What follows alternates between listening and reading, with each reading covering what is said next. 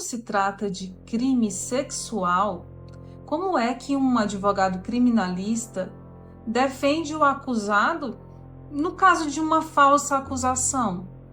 Olha só, é uma defesa complexa e o acusado, ele, principalmente quando é homem, quando ele é falsamente acusado, basta a mulher abrir a boca que a vida dele começa a ser prejudicada. Muitas vezes perde o emprego, entra em depressão. Se ele é pastor e participa de um grupo de igreja, muitas vezes ele é expulso daquela comunidade. Um exemplo, né? O homem se isola e a partir disso, como a palavra da vítima tem um valor probatório muito grande, certo? O que é preciso fazer? O que o homem que está nessa situação tem que fazer? A primeira coisa é procurar uma defesa técnica especializada nesse tipo de delito e a partir disso, veja bem, esses delitos, crime de estupro, importunação sexual, que estão no capítulo 4 do Código Penal, todos eles, os crimes contra a dignidade sexual, eles têm uma pena altíssima e tem um nível de reprovação social imensa. Então, se a mulher abriu a boca, como a jurisprudência valora muito a palavra da vítima, o homem ele começa a sentir as consequências antes de uma sentença penal condenatória. Na medida que essa acusação é levada à delegacia, quando ela faz um boletim de ocorrência, muitas vezes canais midiáticos, redes sociais, já estão explorando negativamente a imagem do homem.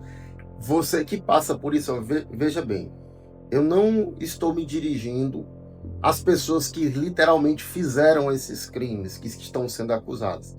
Eu estou conversando com você que foi falsamente acusado. Por quê? Como a palavra da vítima tem esse valor probatório alto, a partir da falsa acusação, o homem já é julgado perante a sociedade. Então, aqui que está a questão. Ele não pode ficar parado e ser silenciado durante esse período, que é o que acontece muitas vezes. E muitos homens ficam calados, né? Por quê? Pela vergonha, existe um fenômeno que chama silenciamento masculino. Silenciamento. Porque como são crimes de grande reprovação, mesmo quando o homem é inocente, existe um fenômeno que ele se cala, ele não fala sobre isso. E como é um tipo penal que surge a partir de denúncia da vítima, principalmente, desde o inquérito, ele tem que ter voz durante a investigação e ele tem que se insurgir e se defender daquilo que está sendo falsamente acusado. A gente sabe que esses crimes, eles não repercutem só na seara criminal, né? Eles também repercutem na área familiar. E aí eu queria que o senhor desse um exemplo para a gente. Como que isso refletiria na área do direito de família e quais os danos ou como que isso poderia ser solucionado? Todas as vezes que nós temos uma denunciação caluniosa, todos os campos da vida do acusado, eles acabam refletindo essa denunciação caluniosa. Um dos primeiros grupos a ser atingido daquele que foi falsamente acusado é o grupo familiar. Ele perde contato com os filhos. Muitas vezes a mulher não quer conversar com ele. Então, a família do acusado acaba isolando ele, porque muitas vezes ele não tem esse diálogo, mas acontece também dentro da própria família. Eu vou dar um exemplo. Imagine cônjuges que estão numa situação de querer se separar e a esposa, vendo uma situação de um litígio iminente, ela acusa o marido de determinada situação, fazendo uma alienação parental no intuito de prejudicar o ex-companheiro, mas a criança que literalmente é prejudicada quando ela faz esse tipo de acusação. Então, no ambiente familiar, muitas vezes desdobramentos do processo criminal vão refletir na guarda, na constituição afetiva daquela família. E quando ocorre a falsa acusação dentro da família, é o fim daquela entidade familiar.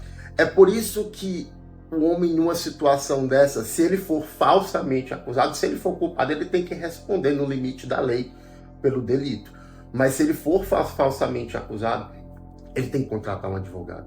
E esse advogado, ele tem que observar minuciosamente os depoimentos que foram colhidos em sede policial e posteriormente confrontá-los na audiência de instrução, porque uma mentira ela não sobrevive a um crivo cognitivo, incisivo, para você conseguir extrair realmente aquelas informações.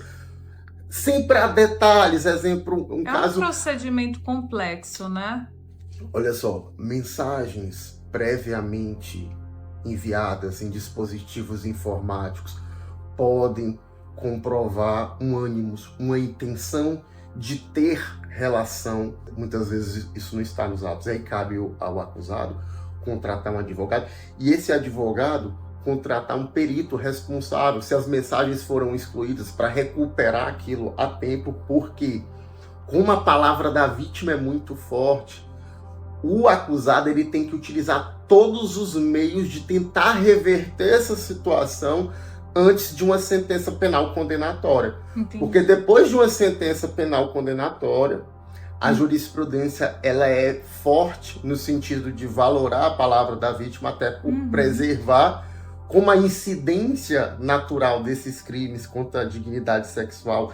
Historicamente, nós temos dados, a mulher ela sofreu mais esse tipo de violência e a quantidade de mulheres que sofrem essa violência, se nós formos pegar estatísticas recentes, é muito grande.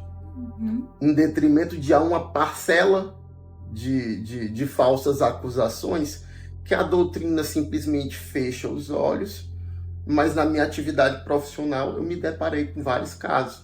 Foi aí realmente que eu abri os olhos, porque o microsistema, principalmente se a gente for utilizar a Lei Maria da Penha, se for uma situação de falsa denúncia de crime sexual em ambiente familiar, o microsistema ele é agressivo para o homem, então não permite que ele tenha muitas, como é que eu posso dizer, instrumentos processuais para ele poder se defender. Então, em sede de inquérito, ele tem que correr para fazer realmente produzir essas provas, preservar a cadeia de custódia.